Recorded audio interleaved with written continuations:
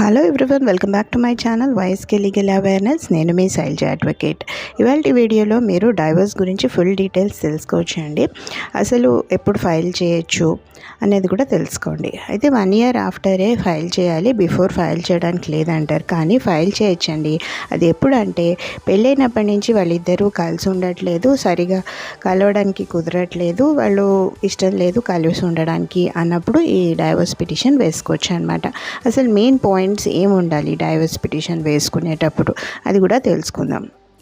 నేను సజెస్ట్ చేసేది ఏంటంటే మ్యూచువల్ కన్సెంట్ డైవర్స్ అన్నది బెస్ట్ అండి. ఇద్దరికి ఒకవేళ ఇష్టం లేనప్పుడు మ్యూచువల్ కన్సెంట్ వేసుకొని ఫాస్ట్గా కంప్లీట్ చేసుకోవచ్చు.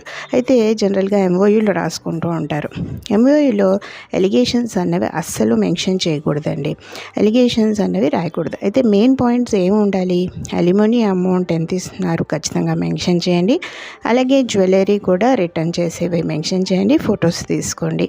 పిల్లలు ఉంటే కనుక పిల్లల కస్టడీ, విజిటింగ్ రైట్స్ కూడా మెన్షన్ చేయండి. అలాగే మెమోరీలో డీడీ నెంబర్స్ అనేవి మెన్షన్ చేయండి. నేను సజెస్ట్ చేసేది ఏంటంటే డీడీస్ ఇస్తే బెస్ట్ అండి. వాటి నెంబర్స్ రాయండి. చెక్స్ కన్నా డీడీస్ బెస్ట్, అవి రాసుకోండి. ఎంఓయూలో కేసెస్ విత్డ్రా చేస్తున్నప్పుడే మీరు ఇవ్వడం తీసుకోవడం చేయాలన్నమాట. అయితే మీడియేషన్ సెంటర్కి పంపిస్తూ ఉంటారు కేసు వేయగానే. అక్కడే మీరు గొడవ పడకుండా సెటిల్ చేసేసుకుంటే ఇంక ఊరికనే వాయిదాలు ఉండవు, తిరగకుండా అక్కడే మ్యాటర్ని క్లోజ్ చేసుకోవచ్చు అనమాట.